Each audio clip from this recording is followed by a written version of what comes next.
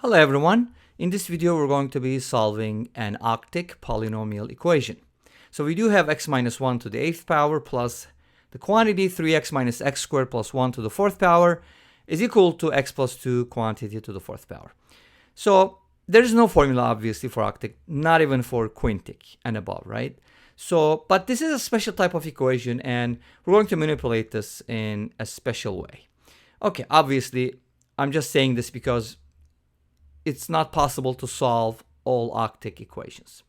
All right, so at least exactly, right? So what am I going to do? Well, notice that I do have the 4th power twice, and then I have an 8th power. So what I'd like to do is I want to make everything kind of even. So why don't we just go ahead and turn this into a 4th power expression? Let's go ahead and do that.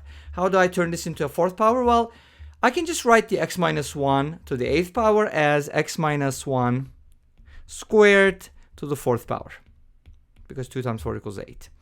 And then just the rest is going to stay the same. Let's see what happens from here. Now, since x minus 1 quantity squared can be written as x squared minus 2x plus 1, let's go ahead and do that. X squared minus 2x plus 1 to the 4th power plus 3x minus x squared plus 1 to the 4th power, and that is equal to x plus 2 to the 4th power. Now, this is where the magic begins, maybe mathemagic. Okay, we do have like the sum of two 4th powers being equal to another 4th power. But not only that, notice that we got something special from here. Why? Because if you go ahead and add these equations up, and why am I adding? You might be asking, now, why would we add? Why not, right? Why not add these two expressions? Because when you add them, you're going to notice something interesting. You get x squared minus 2x plus 1 plus 3x minus x squared plus 1. I guess the motivation here is x squared is going to cancel out first, right? But not only that, it's going to be even better than that because we get x plus 2, which is this expression right here. So what's that supposed to mean? Well, this calls for substitution, obviously, right? So if I call this a, so what am I talking about? Let's clarify that. So if I say, okay, x squared minus 2x plus 1, let that equal a, and then let 3x minus x squared plus 1 equal b. And then when I add these two quantities, I got x plus 2. So x plus 2 is going to be a plus b, as you can see here, right? Okay.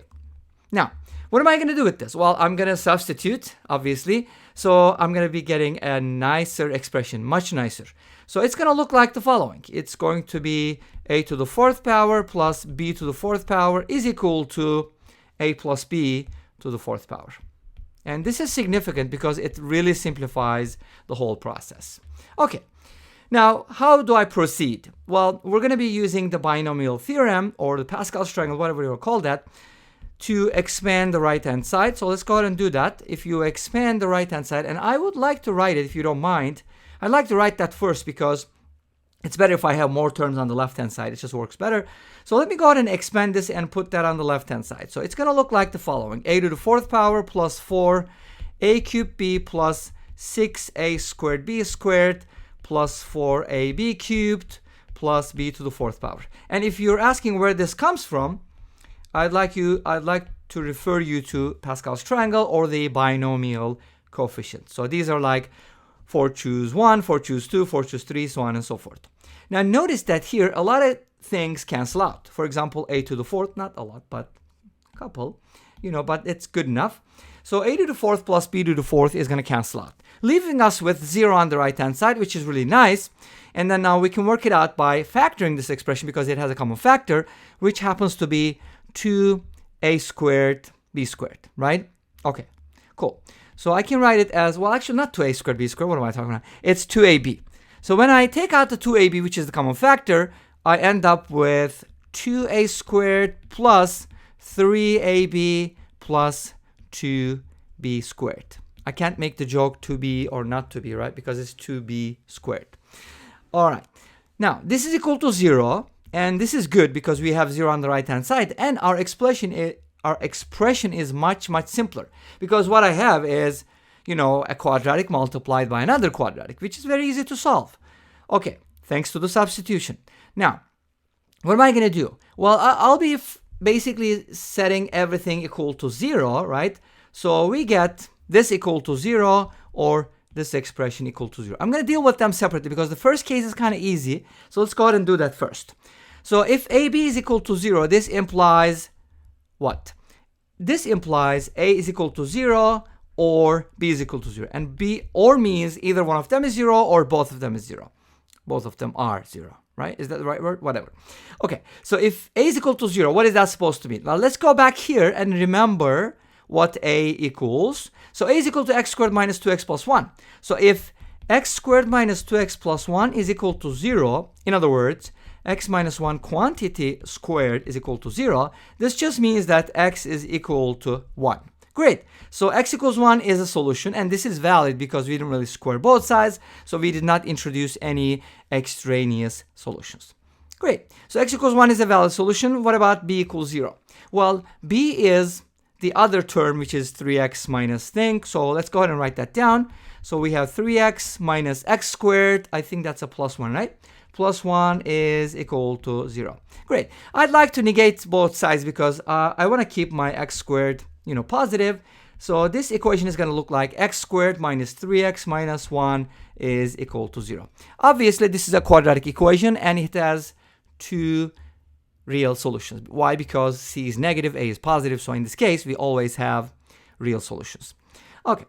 How am I going to write them? Well, using the quadratic formula, negative b is 3 plus minus the square root of b squared minus 4ac, which happens to be the discriminant. Discriminant in this case is, b squared, which is 9, and then plus, right? Plus, or it should be a minus sign, right? Okay, let's see. B squared minus 4ac. Okay, so that's going to be b squared 9 minus 4 times 1 times negative 1. But the negative is going to make this a positive. So therefore, our discriminant is just going to be 13, which also shows that there are two real solutions. And we're going to divide it by 2a, which happens to be 2. So we do get 3 solutions from here. Now, are they all good? Yes, definitely. They're all real solutions. And you don't need to check that because checking probably would take forever. But if you want, definitely you can do that. Be my guest. What about the second part? Well, we do have another equation that we have to deal with. So let's go ahead and deal with that part. And that equation happens to be 2a squared plus 3ab plus 2b squared. Now, I'm not going to replace a or b with something here because that would complicate things. Let's go ahead and try to solve this equation as is. How do you solve this equation? There are two variables, but remember that this is homogeneous. So what I can do is I can replace a with something. For example, I can say something like a equals kb, right? And that should work. Let's see what happens. When I replace a with kb, so it's going to look like 2 times k squared b squared plus 3 times kb times b, which is kb squared plus 2b squared. Now, the reason why this works is because if you look at each term here, this is quadratic, and this is quadratic. That's why it works, okay? And what I can do here is I can take out the b squared, and I should be getting a quadratic equation in k, which happens to be a over b if b is different from 0. Of course, we're going to talk about that in a little bit. So I get this quadratic from here, which is pretty interesting, I think. And what this means is that I can solve for k, and then hopefully from there I can find the values of a or b, whatever, and then hopefully go to see x from there. So a lot of substitutions, obviously, but this is basically one of the methods. Now, how do I proceed with the solution? First of all, notice that b does not equal 0, because if b is equal to 0, we already talked about it, right? So we don't really need to repeat that. We've taken care of that part. So let's just assume that b does not equal 0, which implies that this quadratic here equals 0. And if that quadratic is equal to 0, like I said, this is a quadratic, and I can solve this equation with the quadratic formula. Let's see what happens. If you use the quadratic formula to find the values of k here, you're going to be getting something like negative b plus minus the square root of b squared, which is 9, minus 4 times 2 times 2, which happens to be 16. But what are you getting from here? Wow, 9 minus 16 is negative 7. So we're not getting real solutions from here. Okay, so k is going to give you something like this. Negative 3 plus minus root 7i over 4. And I know some people are going to be upset, but sorry about that. We're going for real solutions. Well, if you wanna go with the complex solutions here, obviously you can proceed. That's just going to be a little time consuming, but at least you got the idea. So a equals kb. So what you can do is you can replace a with k times b in the original equation, and you should hopefully be getting a solution from there. So you can proceed with that. But this shows that we don't get any real solutions in terms of x. Okay? So what this means is that we are at the end of this video. So this brings us basically to the end of this video. And these are going to be the solutions for x, the real solutions for x. And you might be asking, like, why does it have 3 real solutions? Are the rest complex? Do we have 5 complex solutions? No, actually, we have 4 real solutions, but x equals 1 is repeated because that's a perfect square. Therefore, we have 4 real solutions, 2 of which are equal. All right. Thank you very much for watching. I hope you enjoyed the video. Please let me know. Don't forget to like, comment, and subscribe. I'll see you tomorrow with another video. Until then, be safe, take care, and bye-bye.